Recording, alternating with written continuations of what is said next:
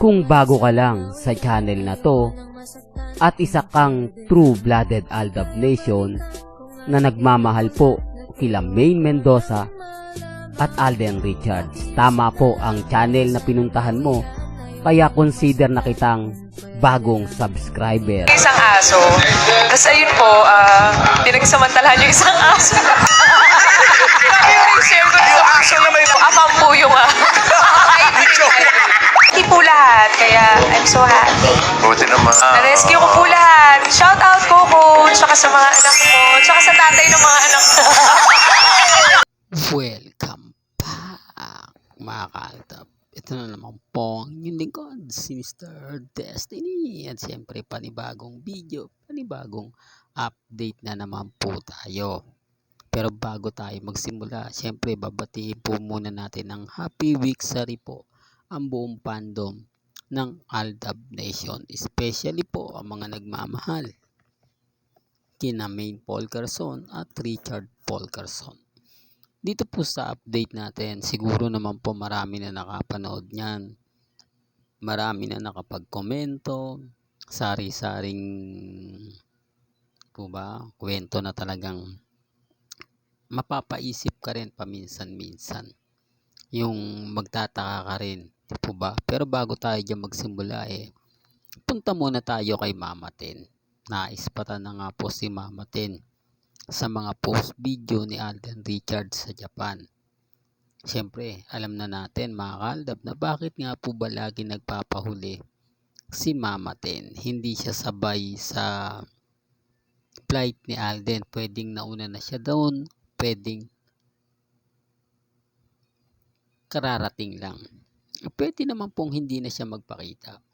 Pero mas minabuti niya pang mag-post, magbigay update. Di po ba? Kaya sabi ko sa inyo, natatawa lang po ako mga ka-Aldab sa mga nagaganap at nangyayari. Ako bilang fandom, bilang Aldab Nation, siyempre masayang masaya po ako. Lalo na kapag ganito po yung nababasa natin na komento na si Mama Ten talaga naman pong masyadong misteryosa.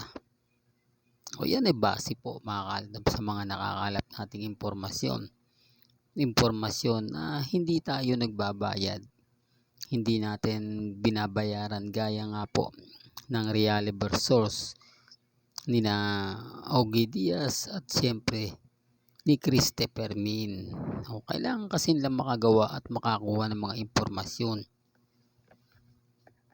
dahil dun nga po sila binabayaran. Kaya dun sa mga taong naghahanap ng mga update,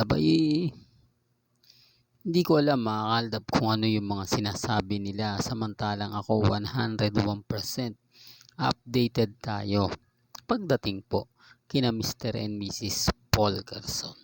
Well, pumunta na po tayo. Gaya nga po ng sinabi ko kanina, siguro naman po nakapagbasa na kayo ng mga komento patungkol nga po sa mga sinabi ni Alden Richards ni Maine Polcarson na sa mga anak. Umani ng maraming question yung mga sinabi ni Mengay. Di po ba? Bakit nga po ba hindi pa rin daw siya nagkakaanak? Bakit parang kalmado lang siya sa edad niya yan? Parang hindi naman ata totoo na mag-asawa daw kuno si Mengay at si Congressman. Yan yung mga komento po, mga sinaing, mga sinasabi dahil pinipilit na nila. Marami naman pong nagsabi na hindi, buntis na si Mengay, nagpaparamdam na po raw siya. Pansin nyo yung sayaw ni Mengay, talagang gumigiling, talagang bigay. Kaya sabi ng mga mamis, ako alam namin kung buntis ang isang tao. Kasi yun talaga yung po pwede nilang ibato sa akin. Yan yung po pwede nilang gawin para lang po na tuluyang bumagsak ang channel ni Mr. Destiny. Pero hindi nga po nila magawa. Wala po silang kakayanan. Di po ba? Napabagsakin tayo. Kaya nga sabi ko wala silang kakayanan. Hindi man lang nagpo-post. Madali lang naman pong basagin si Mr. Destiny. Kuha lang sila ng video ni Congressman na magkasama. Di po ba? Kaya lang ang tanong, may maniniwala pa ba? May maniniwala pa na talagang magkasama sila Mengay at si Congressman? Oh, simple lang, di po ba? Ganun lang naman po kasimple.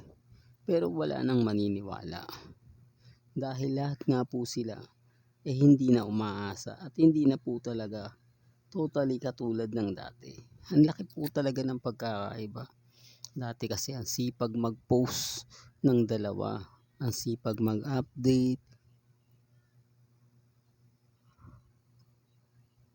yung pala ay gagamitin lang po si Mengay sa politika.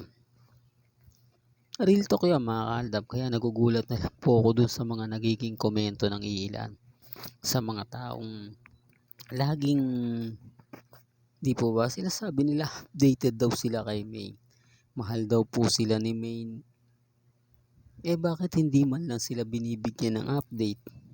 Hindi man lang nagpo-post si Mengay na ganito ganyan, andito ako sa District 1, namimigay kami ng ayuda, lalo na sa barangay ganito, sa barangay ganon. Wala Sa madaling salita mga kaaldab, walang kabuhay-buhay daw po si Congressman Artio. Totoo naman po Sino nga po ba talagang dapat sisihin sa mga nagaganap at nangyayari? Sino po ang dapat sa palagay ninyo ang gagawa ng paraan? Kaya po sabi ko nga, kung nakapanood po kayo dun sa pagsayaw ni Mengay at dito po sa baba na kung saan may sinabi siya, kayo na po makapag-comment niyan. Kasi pag ako po, unang sasabihin nila, nako, si Mr. Destiny mo, bias yan gusto niyang komento pabor sa kanya, kapag hindi, binubura niya. For the record lang po, lahat po ng komento ninyo, hindi ko po binubura yan. Sa Facebook, sa YouTube, hindi po. Kasi alam ko po, nag-effort kayo. Kasi alam ko po, ginawa po ninyo yan Di po ba? Kung buburahin ko po yan, wala na po akong pinagkaiba sa mga taong gumagawa po ng fake news. Sa mga taong mas pumapabor po sa kanila lahat ng komento. Imposible naman po lahat pabor. Lahat ng mga komento talagang umaayon. Halatang halata po na binubura po nila. Tapos sinasabi nila, ito yung masakit. Pag maganda po yung komento, lalo na po yung mamis na nakakaalam dun sa video na yun ay pinost natin, magre-react siya, magko-komento siya. Ang pagbibintangan, dami account ko daw po yun. Ako din daw po ang nagko-komento sa sarili ko. Ako rin daw po ang naglalagay ng mga ganito, ganyan, para daw po makumpleto. Ayan ang gawain po nila na ibinibintang po sa akin.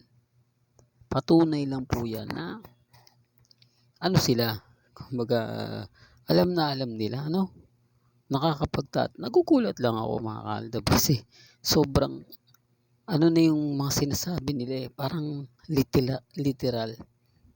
Siguro talaga mga kaaldab, siguro hindi naman po lahat na ganyan, pero yung iba po talagang po gumagawa ng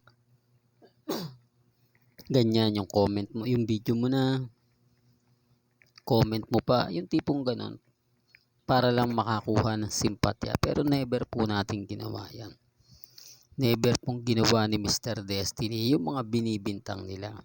Kasi sa akin okay lang kung walang comment, di po ba? Hindi ko na hindi ko na yung sakla. Kumbaga wala na po tayong pakialam doon. Basta sa akin po, makapagbigay lang naman po tayo ng update. Makita lang natin ang mga mamis, mga titas, mga senyor na masaya. Lalo na nga po pagdating kina Alden Richards at kay Mengay. Okay lang. Di po ba? Basta ang importante po mga kaaldab, maging updated lang po kayo. Hanggang dito na lang po ang ating latest updates. Kaya kung bago ka lang sa channel na to at isa kang true-blooded Aldab Nation na nagmamahal kina Mengay at Tisoy, tama po ang channel na pinuntahan mo, kaya consider na po kitang bagong subscriber. At huwag mong kalimutang i-share ang mga video po natin sa mga mamis, sa mga titas at sa mga senyor. Hanggang sa muli, salamat po sa panonood at pakikinig.